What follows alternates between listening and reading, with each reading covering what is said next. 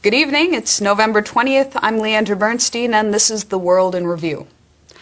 The fight taking place right now in Ireland as to whether they will sign away their hard-fought national sovereignty in order to bail out the bankrupt Inter-alfa group of banks should remind us what is at stake right now, not just for Ireland, but for every nation on the planet.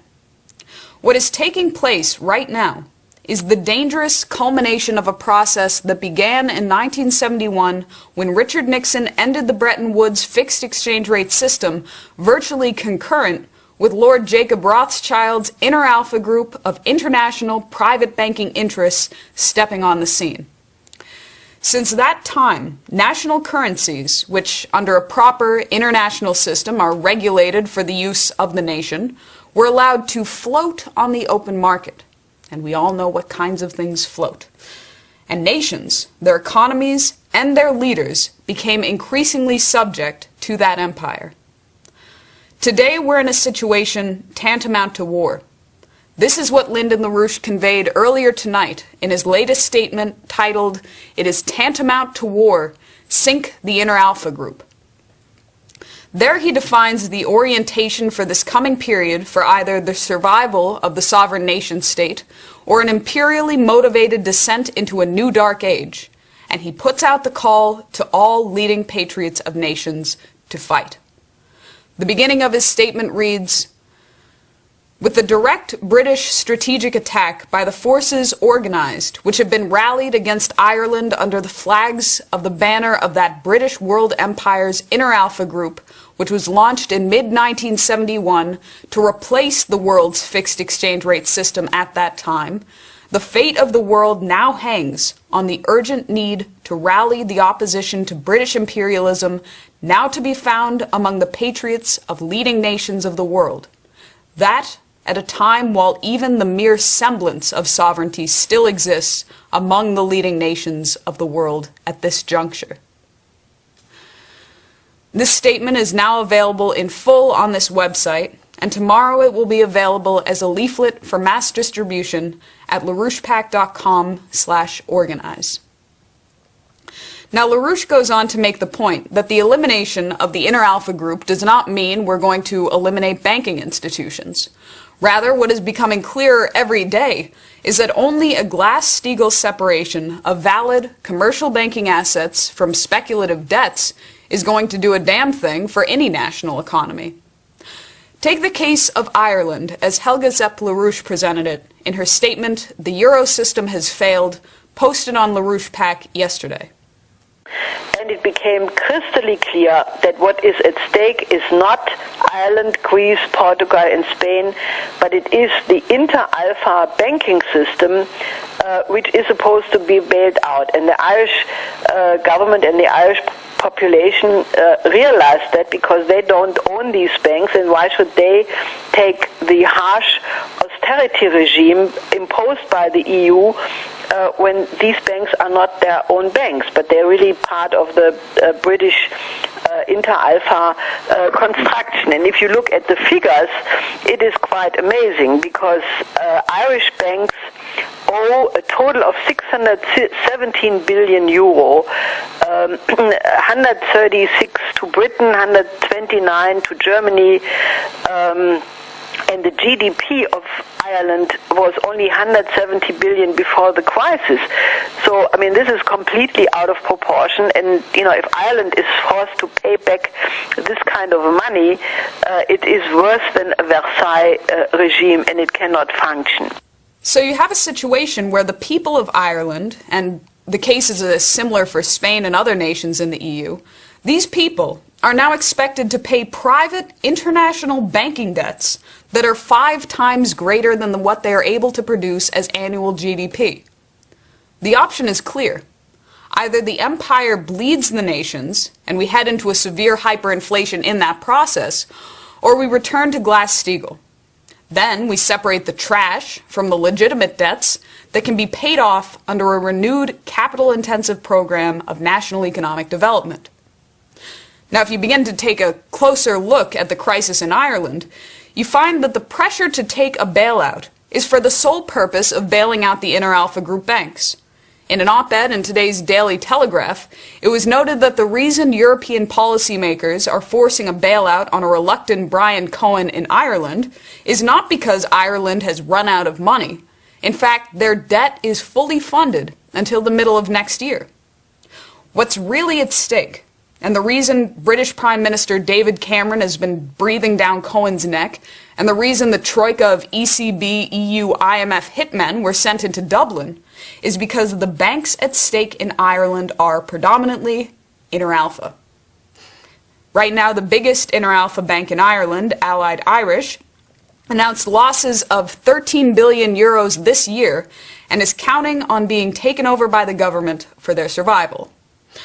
The concern now is if the empire's banks in Ireland go down, it will be a domino collapse that hits Britain next and the hardest. In the meantime, Ireland is virtually infested with Irish branches of Inter-alfa banks, including Allied Irish Bank, Bank of Scotland and their subsidiary Ulster Bank, Intesa Sanpaolo Bank, Commerce Bank Europe, and KBC Bank. Now today there was also a meeting of a different troika, this one not targeting Ireland, but China. The meeting in Frankfurt earlier today was addressed by US Fed Chair Ben Bernanke, ECB head Jean-Claude Trichet, and IMF Director Dominique Strauss-Kahn.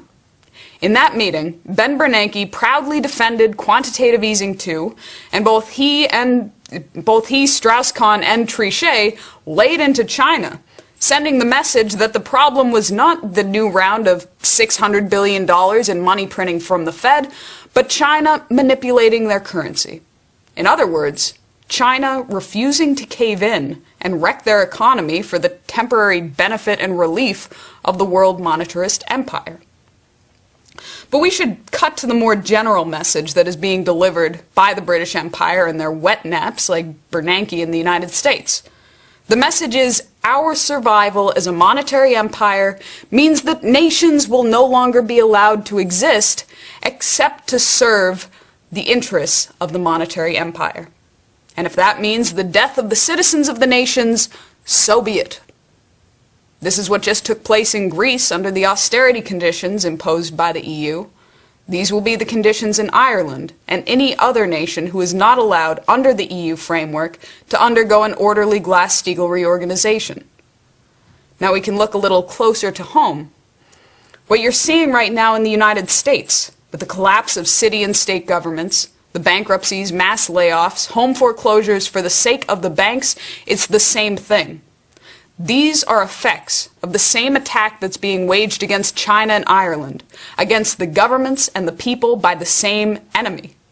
And it's time for Americans to wake up and view the fact that both we in the United States and the rest of the world are under the same yoke of an imperial monetary system.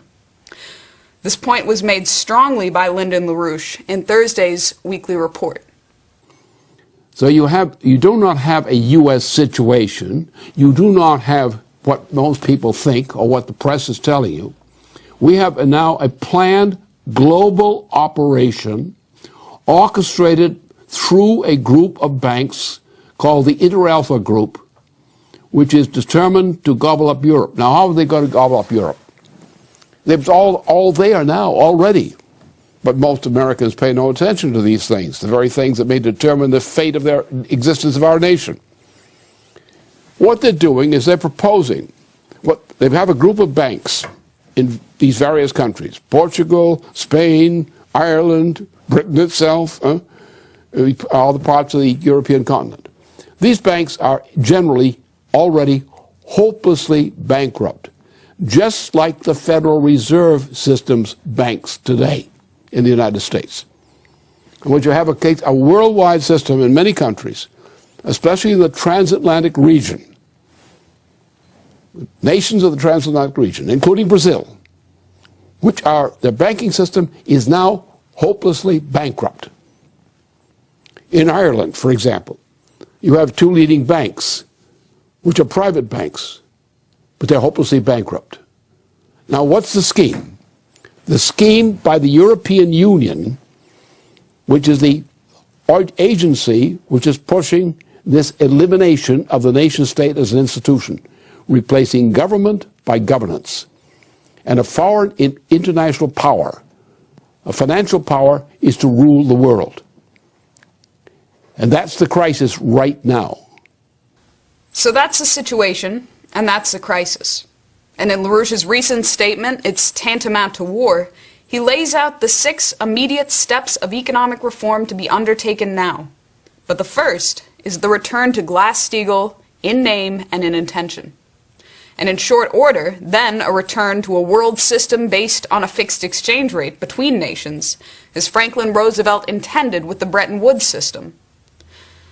Now there's one final point to make before we end tonight.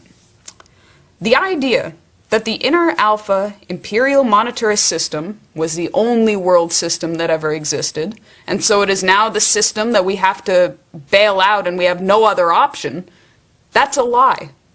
Go back to 1971, or go back even further to when Great Britain devalued the pound in 1967, which broke the Bretton Woods Agreement and created the initial shock to the system.